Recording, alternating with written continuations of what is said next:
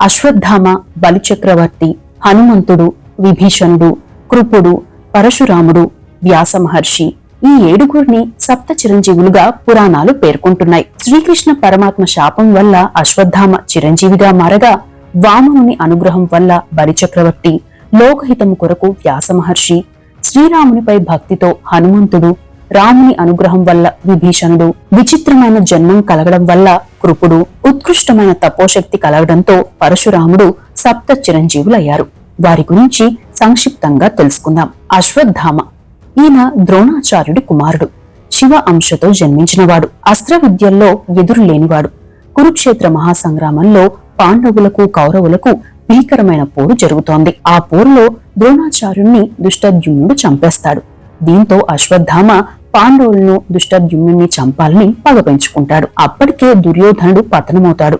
దీంతో అశ్వత్థామ కౌరవ సైన్యాధ్యక్షుడిగా దుర్యోధనుడి అనుమతి తీసుకుని పాండవ శిబిరంలో అర్ధరాత్రి ఆదమర్చి నిద్రపోతున్న ఉప పాండవుల తలలను నరికేస్తాడు. ఉత్తరీయంలో మూటగట్టుకుని వచ్చి దుర్యోధనుడి దేహం ముందు పడేసి ప్రభు రుణం తీరిపోయినట్లుగా భావించాడు. దీంతో పాండవులు అశ్వత్థామను చంపేయాలని అనుకుంటే గురువు కుమారుడు కాబట్టి చంపకూడదని శ్రీకృష్ణుడు, వ్యాస మహర్షి వారిస్తారు. ఆ క్రమంలోనే అశ్వత్థామ తన బ్రహ్మాస్త్రంతో పాండవుల కోడలు అభిమన్యుడి భార్య అయిన ఉత్తరకు గర్భవిచ్ఛిత్తి చేస్తాడు. అప్పటికే నిద్రలో ఉన్న వారిని చంపి పాపం చేసిన అశ్వత్థామ తల్లి గర్భంలో ఉన్న శిశువును కూడా చంపేయడంతో చేయకూడని పాపం చేశాడని చెబుతూ శ్రీకృష్ణుడు తన శక్తితో అశ్వత్థామను కట్టడి చేస్తాడు.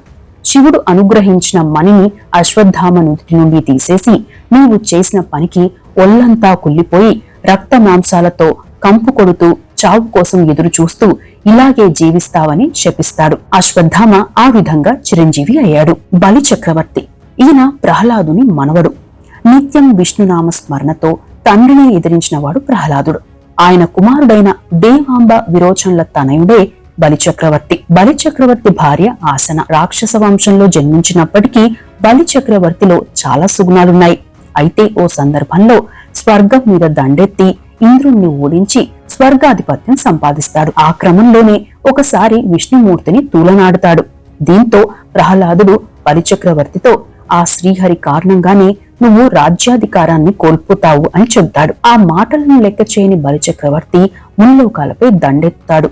దీంతో బలిచక్రవర్తిని కట్టడి చేసేందుకు విష్ణుమూర్తి వామనుడిగా అవతారమెత్తుతాడు. యజ్ఞం చేస్తున్న బలిచక్రవర్తి వద్దకు వచ్చి 3 అడుగుల నేలను దానం కోరతాడు. అందుకు అంగీకరిస్తాడు బలిచక్రవర్తి. ఆ సమయంలో ఇతరులు వారించిన దానమిచ్చే విషయంలో ఇచ్చిన మాట తప్పనని చెబుతాడు బలిచక్రవర్తి. ఇక వామనుడి రూపంలో ఉన్న శ్రీహరి 1 అడుగుతో నేలను, 2వ అడుగుతో ఆకాశాన్ని ఆక్రమించి 3వ అడుగు కోసం చోటు చూపమని బలిచక్రవర్తిని కోరతాడు. దీంతో బలిచక్రవర్తి శిరస్సు చూపుతాడు. తన 3వ అడుగును బలిచక్రవర్తి తలపై మోపిన శ్రీహరి బలిచక్రవర్తిని పాతాళానికి పంపుతాడు. అయితే జరగబోయేది తెలిసినా దానమిచ్చే విషయంలో వెనక్కి తగ్గని బలిచక్రవర్తిని చిరంజీవిగా ఉండేలా వరమిస్తాడు శ్రీహరి. వ్యాస మహర్షి సప్త చిరంజీవుల్లో ఒకరైన వేదవ్యాసుడి అసలు పేరు కృష్ణ ద్వైపాయనుడు. వేదాలను 4 భాగాలుగా విభజించి వేదవ్యాసుడయ్యాడు. వేదాలతో పాటు మహాభారతం, భాగవతం, అష్టాదశ పురాణాలను రచించారు కూడా. ఆయన అంశతోనే కౌరవుల తండ్రి ధృతరాష్ట్రుడు, పాండవుల తండ్రి పాండురాజు జన్మించారు. మహాభారతాన్ని అక్షరబద్ధం చేసి ఎరలేని కీర్తిని పొందారు. ఆయన అందించిన ఆధ్యాత్మిక వారసత్వం కారణంగా వ్యాసుని ఆది గురువుగా కొలుస్తారు. ఆయన పుట్టినరోజైన ఆషాఢ పౌర్ణమిని గురు పౌర్ణమిగా, వ్యాస పౌర్ణమిగా గుర్తించి తమ గురువులను పూజించి వారి ఆశీస్సులు తీసుకుంటారు. ప్రపంచానికి అజరామరమైన జ్ఞానాన్ని అందించినందుకు దేవతలు వ్యాస మహర్షిని చిరంజీవిగా ఆశీర్వదించారు. ఆంజనేయుడు అటు రామాయణం నుండి మొదలు హనుమన్ నామ స్మరణ నిత్యం మారుమోగుతూనే ఉంటుంది. శివుని తేజస్సుతో వాయుదేవుడి అంశతో జన్మించిన కేసరి నందనుడిది రామాయణంలో కీలక పాత్ర. రాముడిపై ఎనలేని భక్తి ఉండడంతో పాటు ధర్మస్థాపనకు బద్ధుడైన హనుమంతుడికి శ్రీరాముడు స్వర్గాన్ని ప్రసాదిస్తాడు. అయితే అందుకు హనుమంతుడు నిరాకరిస్తాడు. తాను నిత్యం రాముడిపై భక్తితోనే ఉండిపోతానని చెబుతాడు.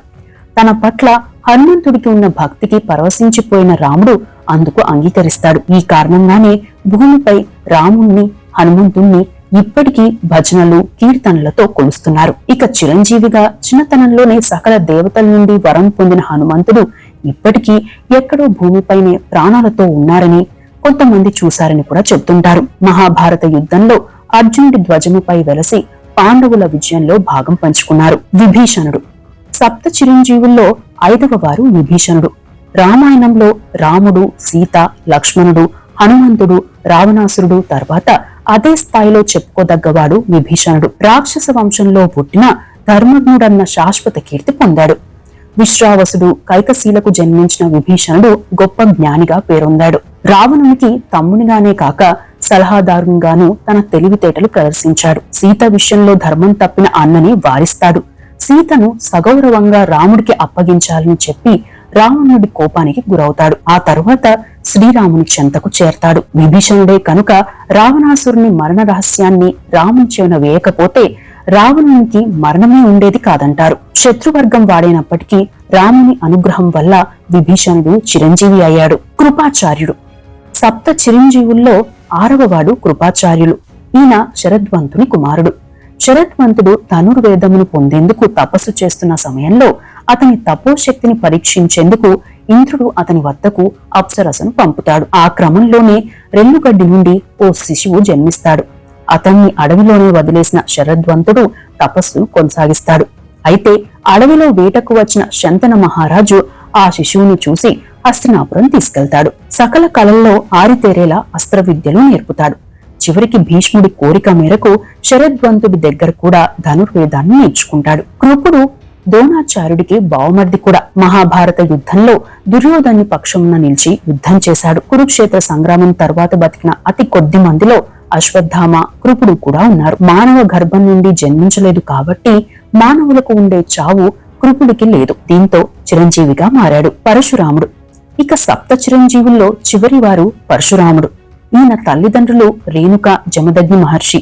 అయితే భృగు మహర్షి ఉపదేశంతో హిమాలయాలకు వెళ్లిన పరశురాముడు శివుని గురించి ఘోర తపస్సు చేయడం ప్రారంభిస్తాడు. అయితే పరశురాముడి తపోశక్తిని పరీక్షించేందుకు ఈశ్వరుడు బోయవాని వేషాధారణతో వస్తాడు. పరశురాముడి దృష్టి మళ్లించేందుకు ప్రయత్నిస్తాడు. అయితే ఎన్ని ప్రయత్నాలు చేసినా పరశురాముడు శివునిపై భక్తిని వదలలేదు. దీంతో శివుడు ప్రత్యక్షమై వరాలు ఇస్తాడు.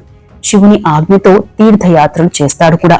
అదే సమయంలో ఉత్తమ పుత్రుడిగా నిలుస్తాడు. తండ్రి ఆజ్ఞ మేరకు తల్లిని చంపి మళ్లీ తల్లిని బతికించమని వరంగా కోరతాడు. తండ్రిని కోపం తగ్గించుకోవాలని వరం కోరతాడు. అయితే పరశురాముడు యాత్రలకు వెళ్లిన సమయంలో తన తండ్రి అయిన జమదగ్ని మహర్షిని క్షత్రియుడైన 1000 చేతులు కలిగిన కార్తవీర్యార్జునుడు వధిస్తాడు.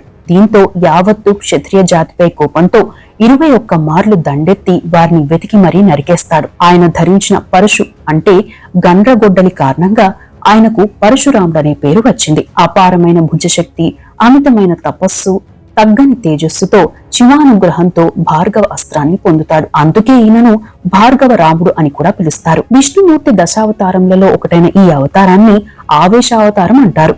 సీతా స్వయంవరంలో శివధనుస్సును శ్రీరాముడు విరిచినందుకు పరశురాముడు కోపిస్తాడు. తరువాత విష్ణు చాపాన్ని కూడా ఎక్కుపెట్టాలని అడుగుతాడు.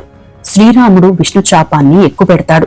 దీంతో శ్రీరాముడి శక్తిని ప్రపంచానికి తెలియజేసిన పరశురాముడు తపస్సు చేసేందుకు మహేంద్రగిరి పర్వతాలకు వెళ్లిపోతాడు. మహాభారతంలో భీష్ముడికి, ద్రోణాచార్యుడికి అస్త్ర విద్యలు నేర్పడంతో పాటు కర్ణుడికి కూడా అస్త్ర విద్యలు నేర్పుతాడు. కర్ణుడిని శపిస్తాడు. ఇక వీరే కాకుండా శివానుగ్రహంతో మార్కండేయుడు, ధ్రువుడు లాంటి మరికొందరిని కూడా చిరంజీవులుగానే చెబుతారు. అయితే సప్త చిరంజీవుల పేర్లు చెప్పాల్సి వచ్చినప్పుడు ఈ 7గురి పేర్లు చెబుతారు.